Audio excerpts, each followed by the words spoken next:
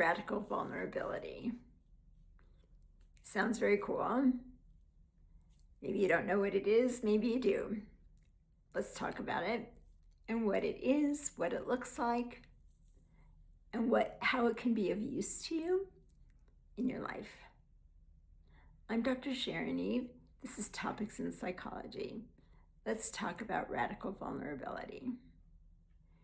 It has to do with being your authentic self, all of you, the good parts of you, the parts that you feel shame about, the parts that you pretend so that people will think well of you.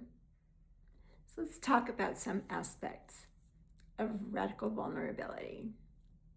Let's start with the mask.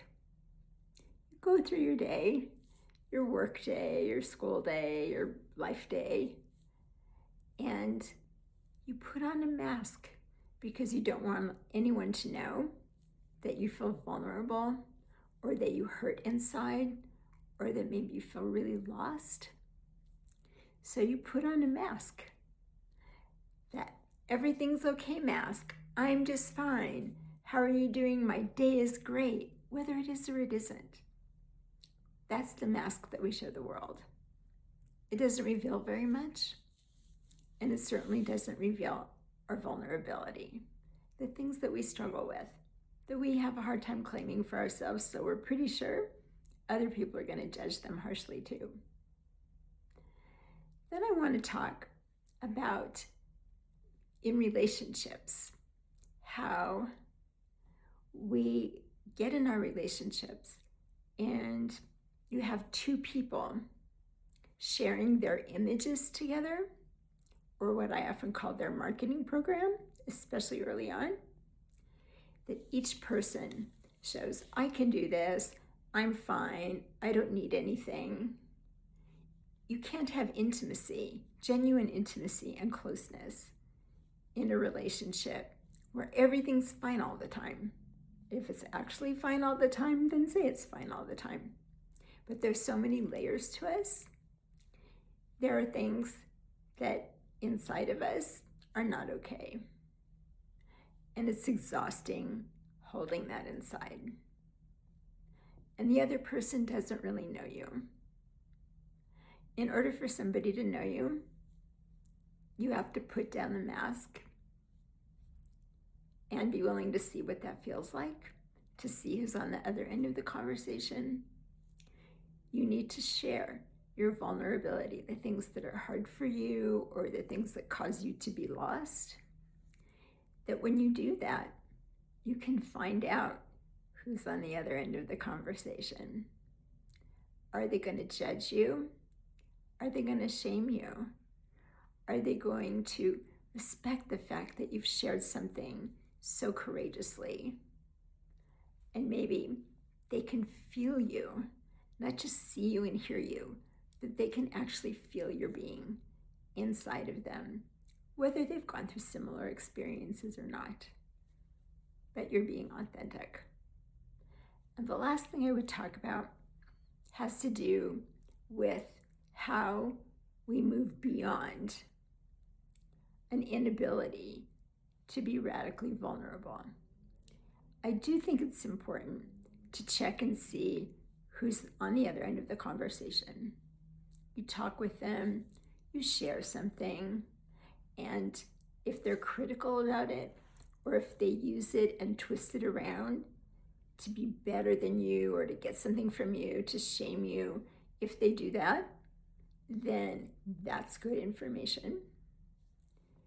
But when you share vulnerability and the other person takes it in and can appreciate that, guess what happens to shame? Shame is banished from the kingdom. You can talk about anything with someone who loves you, and you find out that they love you because you share the ugly parts of you as well as the beautiful parts of you, and they still want to connect with you. They still care about you. They still value you. And shame can't survive in honesty.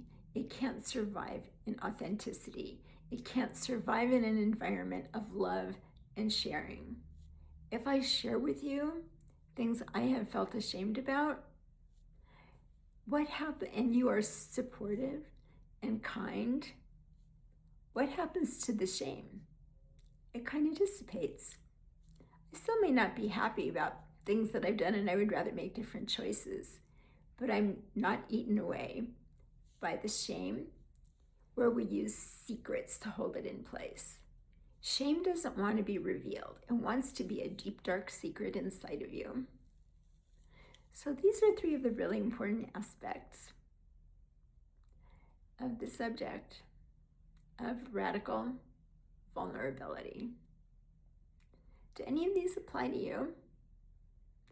Are there any of these that are difficult for you? Have you developed so that these things have become easier for you? If so, please share with us about it in the comments. I read all of them. I love hearing what you have to say. Mental health is a group act. I can share things, and then you can share things, and together we can explore a lot of things together. I would also like to encourage you, if you have questions that you would like to ask me on any psychological subject, please put them in the comments, because I'm interested in finding things that would be of interest to you. Radical vulnerability. Let me know how that goes for you. Play around in it and see what happens. Do you get more love? Do you feel less shame? Do you feel more freedom because you don't have to hide things? Thank you for coming today. I'll see you again soon.